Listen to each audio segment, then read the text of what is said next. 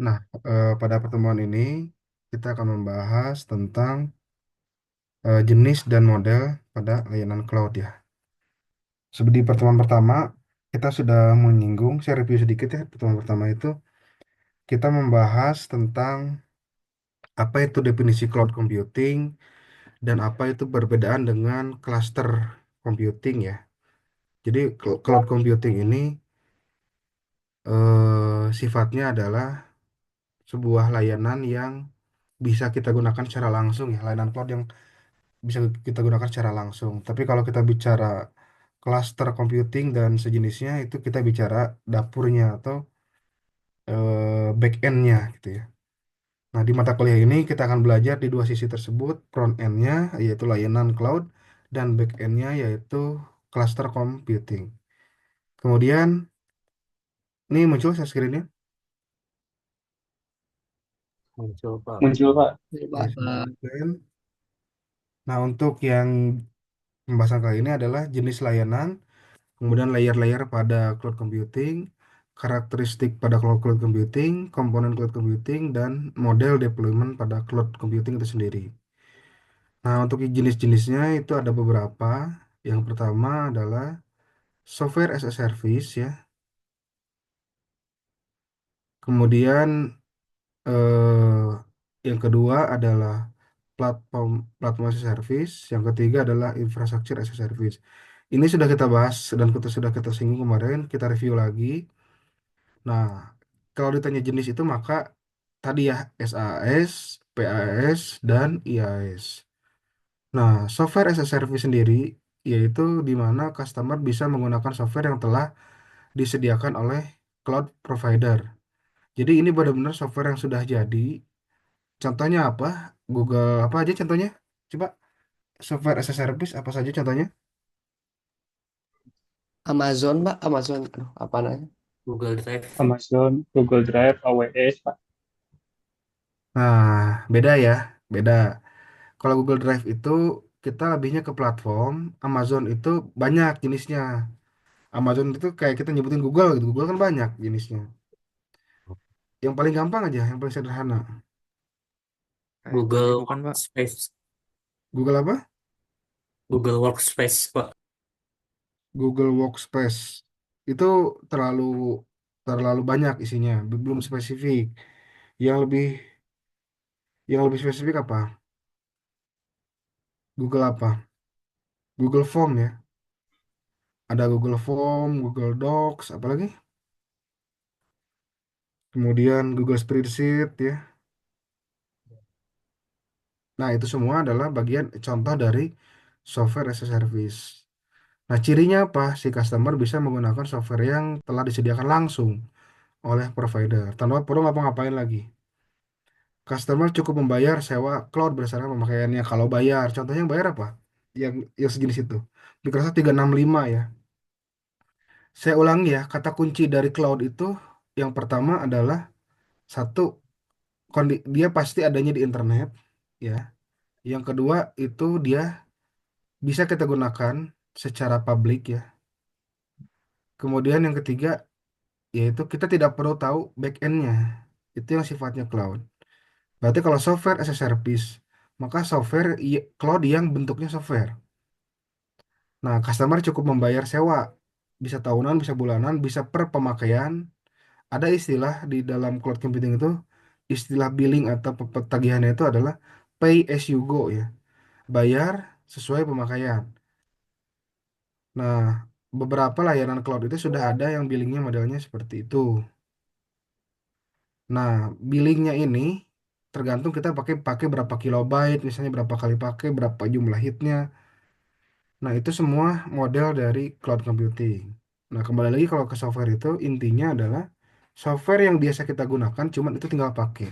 Dan posisinya di internet. Dan kita nggak harus tahu servernya gimana, belakangnya gimana. Kita tinggal pakai. Kalau kalau gratis kita tinggal pakai. Kalau bayar berarti kita tinggal pakai dan bayar gitu aja. Itu software as a service. Yang agak rumit ini platform as a service. Nah, customer menggunakan platform yang telah disediakan oleh cloud provider untuk mengembangkan perangkat lunak. Ya, keywordnya ini. Untuk menggunakan perangkat lunak. Jadi belum jadi, setengah jadi. Jadi platform itu infrastruktur setengah jadi. Atau sorry, arsitektur setengah jadi. Belum, jadi platform itu tidak bisa langsung dipakai, tapi harus mendevelop dulu softwarenya. Tapi kita tidak perlu menyiapkan platformnya atau medianya. Customer cuma cukup fokus terhadap pengembangan aplikasi program. Contohnya apa? Platform itu contohnya apa? Hmm. Contoh platform apa? Contoh platform. Boleh sambil searching dulu, sambil googling dulu. Eh, Ya, silakan.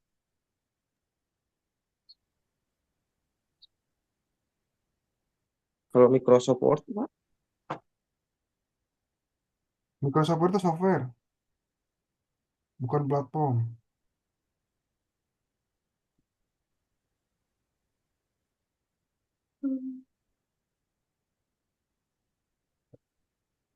Google App, Pak. Google apa? Google App. Ya, betul. Apa Google App itu? Ya, Google.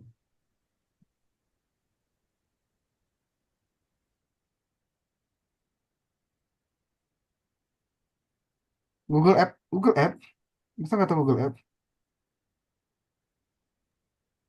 Google App itu satu satu lingkungan sistem DevOps engineering yang kita tinggal mendeploy source code-nya aja. Kita tinggal pilih bahasa pemrogramannya apa, nanti mau berapa server segala macam, mau dibuatkan apa segala macamnya, nanti tinggal kita mengembangkan dan baru bisa dipakai. Itu Google App. Ada contoh lain, kalau kalian mengenal istilah Kubernetes atau microservice, itu ada OpenShift ya. Nah, OpenShift ini si PAS-nya Kubernetes, PAS-nya versi Red Hat ya. Azure ya, Azure itu kan banyak jenisnya. Salah satunya Azure yang bisa mendevelop aplikasi langsung mirip dengan Google App, tapi Azure Application Engine ya. Nah, ini mirip juga sama, dia bisa menyediakan berbagai jenis bahasa pemrograman seperti .NET ya, Node.js, PHP, Python, Java, Ruby, dan seterusnya. Jadi mesti didevelop dulu. Jadi medianya sudah ada, platformnya sudah ada, tinggal kita mendevelop softwarenya saja. Atau tinggal kita naruh source code-nya lah gitu ya. Kalau IaaS itu paling gampang. Infrastruktur as service itu paling gampang karena customer tinggal menggunakan infrastruktur yang telah disediakan oleh cloud provider. Customer seolah-olah membeli sebuah komputer dan dapat digunakan secara mandiri. Seperti saya contohkan kemarin ya. Sudah saya contohkan kemarin. Jadi itu tinggal kita tidak perlu tahu server fisiknya ada di mana. Tapi kita tinggal menggunakan saja gitu ya. Contohnya apa? Infrastructure as a service. Iya, contohnya apa? Google Cloud, Oke, terus apa lagi?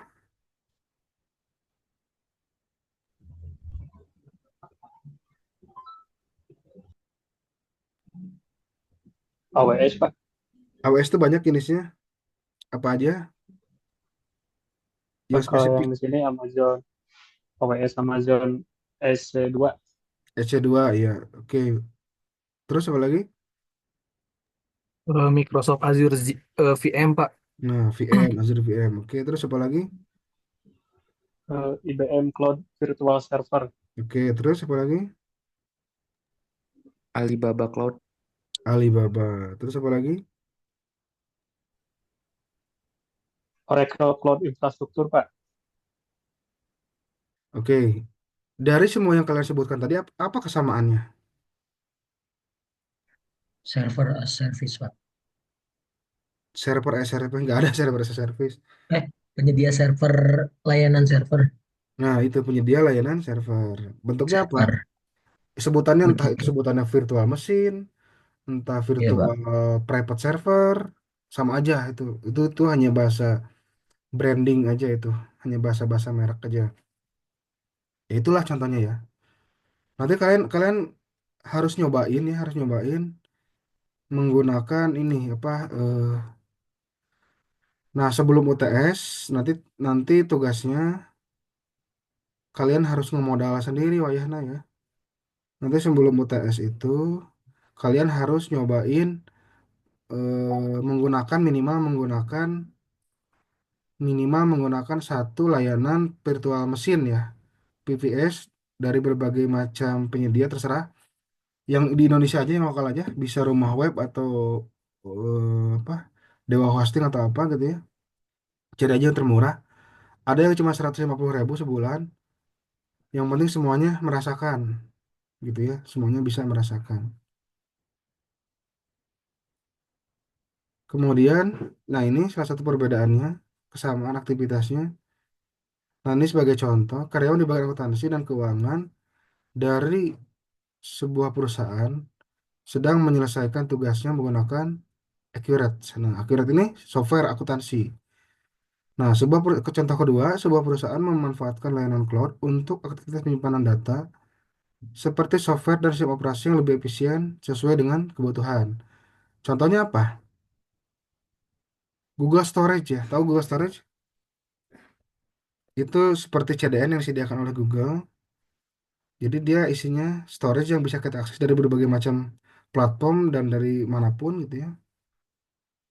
Kemudian seorang developer program ingin membuat apa? Melihat review hasil pengembangan aplikasinya dan berdiskusi dengan orang lain melalui apa itu? Trust Radius. Apa Trust Radius?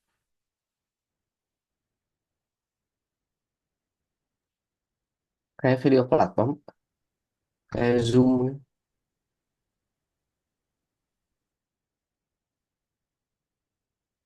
Bukan. Trust Radius bukan itu. Trust Radius itu aplikasi stalker.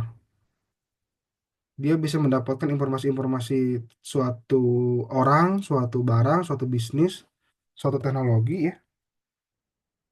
Misalnya reviewnya gimana, harganya gimana, secara terperinci. Trust Radius itu.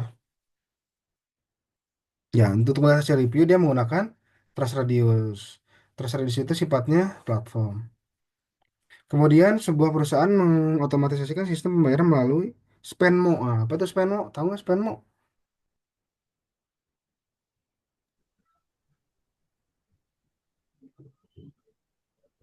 Baru dengar Pak. Dan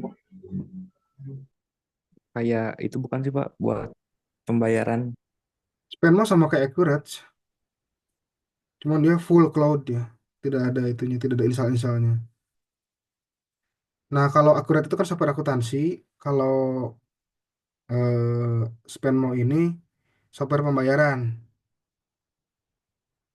Nah, terakhir, seorang programmer berlangganan dan memakai Engine Yard. Apa itu Engine Yard?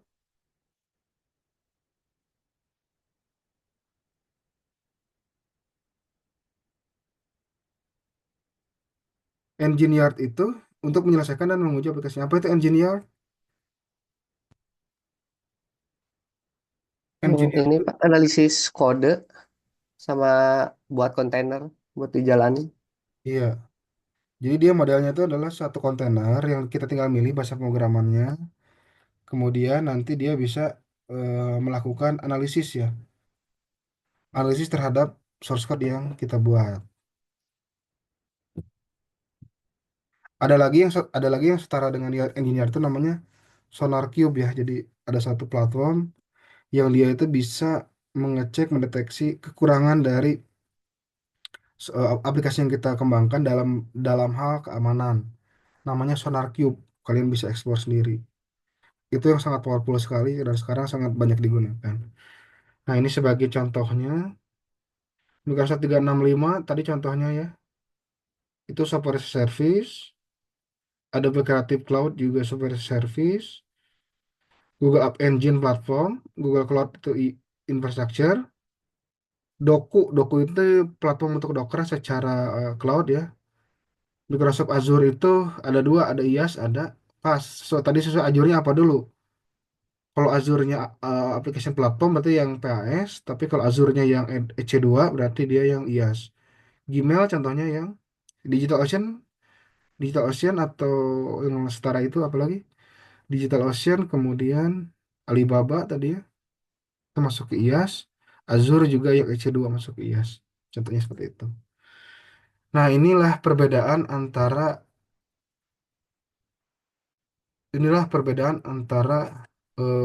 on-site atau on-prem dengan layanan cloud. Jadi yang paling kiri ini adalah dari bawah sampai ke atas kita kita membuat dan mengembangkan sendiri. Semakin ke kanan adalah semakin kita nggak mengembangkan gitu loh. Semakin ke kanan semakin praktis ya. Ini matriksnya ya. Nama lain dari onsite itu istilahnya adalah on premise. Jadi semua yang kita kita kerjakan. Yang biru ini berarti kita yang kerjakan, ya. Yang biru ini berarti kita kerjakan, yang merah ini sudah disediakan oleh provider. Jadi makin ke kanan makin praktis. Nah, sebagai contoh, di sini ada layer networking, storage, server. Jadi gini, yang kita bahas yang onsite dulu. Awalnya kita harus menyediakan dulu networknya, kita, kita siapkan storage-nya, install servernya, di server itu kita bikin virtualisasi, di virtualisasi kita bikin virtual machine yang nantinya kita perlu setup OS-nya, terus kita setup middleware-nya, kita setup runtime-nya, datanya, aplikasinya. Semua kita urusin sendiri dari atas sampai bawah, dari ujung rambut sampai ujung kaki. Ketika masuk ke IaaS, maka kita tinggal nyiapkan OS ke atasnya aja. OS-nya, middleware-nya, runtime-nya, datanya, application. Sedangkan virtualization sampai dengan networking ke bawahnya ini sudah disediakan oleh provider tadi. Ada Azure tadi, apalagi Alibaba dan seterusnya dan seterusnya. Kemudian ada application, ada PaaS, ketika platform service itu kita tinggal nyiapin datanya sama aplikasinya, datanya dan aplikasinya, gitu ya. Sisanya ke bawahnya sudah disiapkan. Kemudian SaaS, kita tinggal menyediakan aplikasi dan kita tinggal menggunakan aja, nggak perlu ada yang kita siapkan lagi, tinggal login, bayar, gunakan, selesai. Itu ya.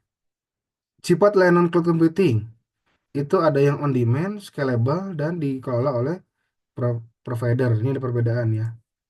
Layanan cloud computing, application versus infrastructure. Nah, ada sebenarnya dari tadi itu kita cuma fokus ke dua hal.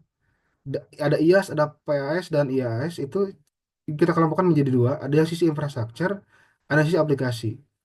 Makanya di sisi infrastructure, platform itu menjadi bagian dari infrastructure. Jadi platform, kemudian server, networking, storage itu masuknya ke infrastructure.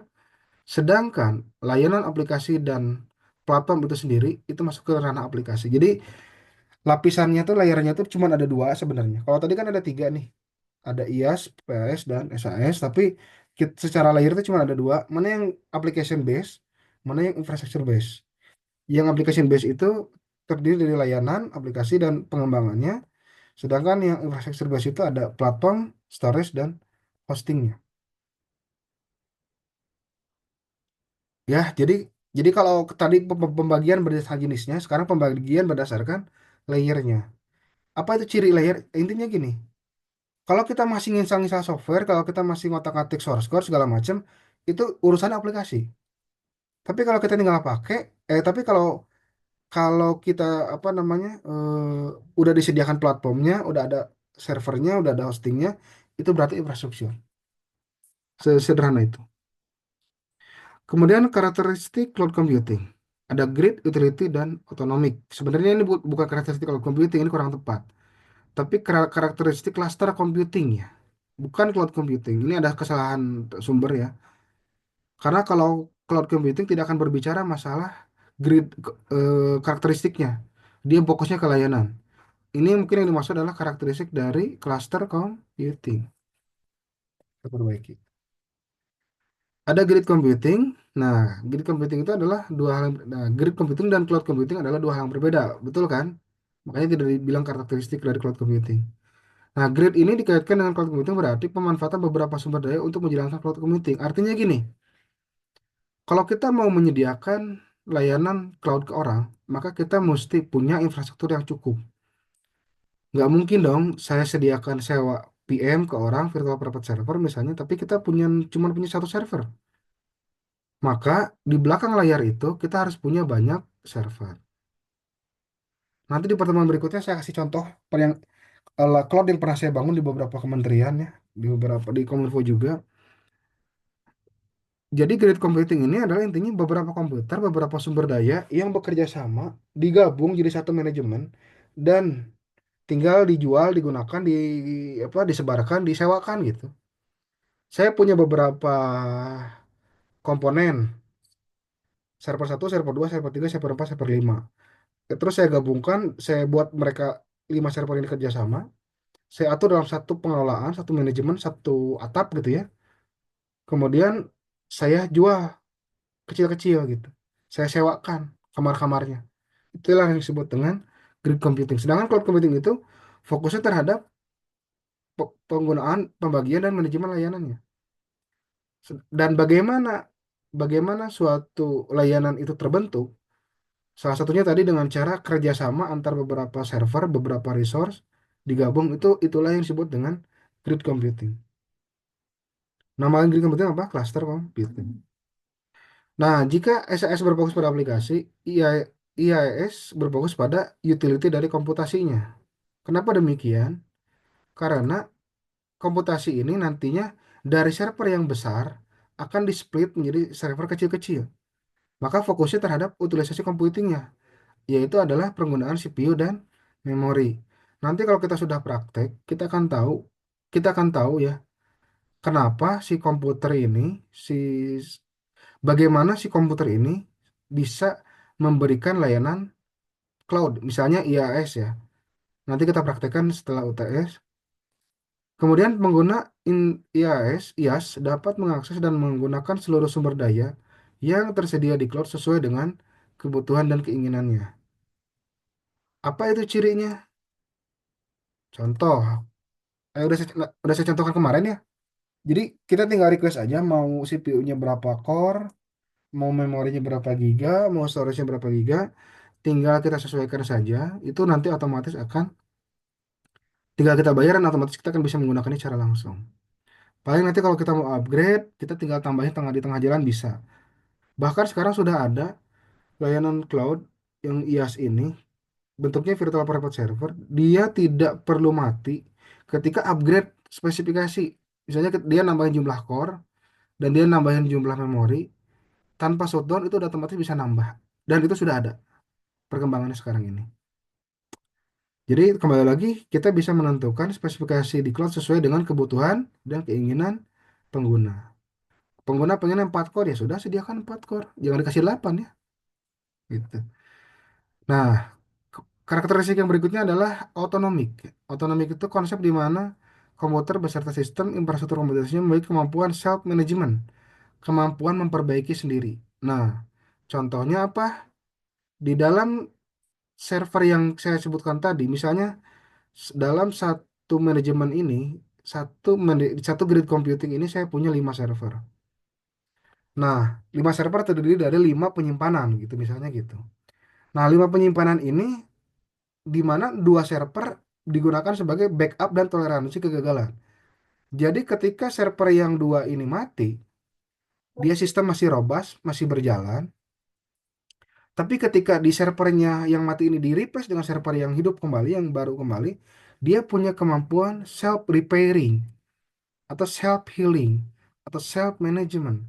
Jadi tinggal dimasukkan server-server barunya, maka otomatis akan melakukan recovery tanpa si adminnya, si operatornya, si engineer-nya melakukan perbaikan. Itu yang disebut dengan autonomik, serba otomatis lah autonomik itu ya. Kemudian komponen pada cloud computing itu terdiri dari client, service, application, platform, storage, dan infrastructure. Ini komponen-komponennya. Nah, cloud client itu siapa? Cloud client adalah seperangkat komputer atau software yang didesain secara khusus untuk menggunakan layanan berbasis cloud computing. Contohnya apa?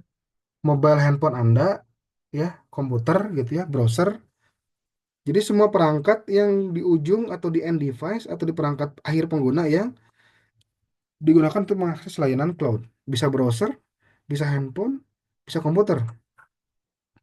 Cloud service, produknya. Nah, produk yang digunakan dalam cloud itu disampaikan secara real time melalui media internet. Kembali lagi, cloud itu adalah kata kuncinya internet. Dia bisa juga real time.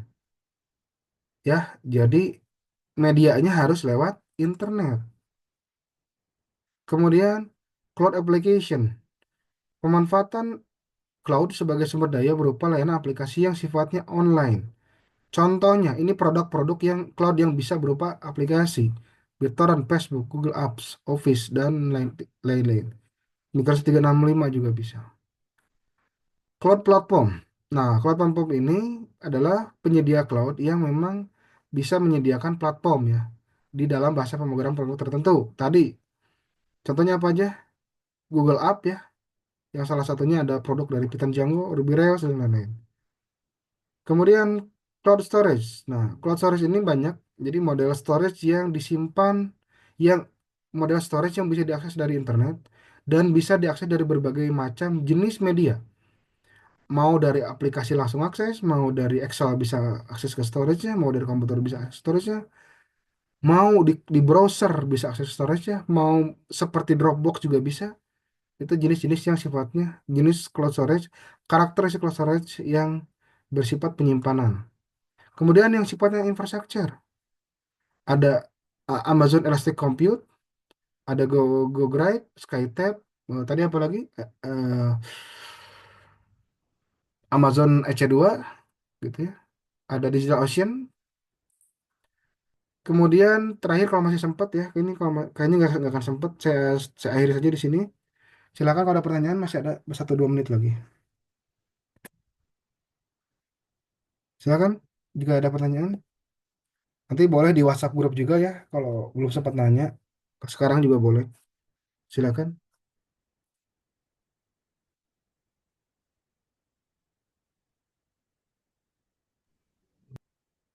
Ini materinya ada di Litera, bisa diakses ya. Siapa? Ada pertanyaan?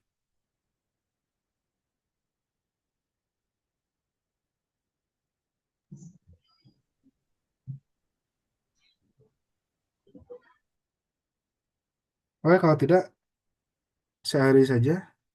Terima kasih teman-teman yang sudah hadir, maupun yang menyaksikan video. Saya akhiri pertemuan 2 mata kuliah Cloud Computing.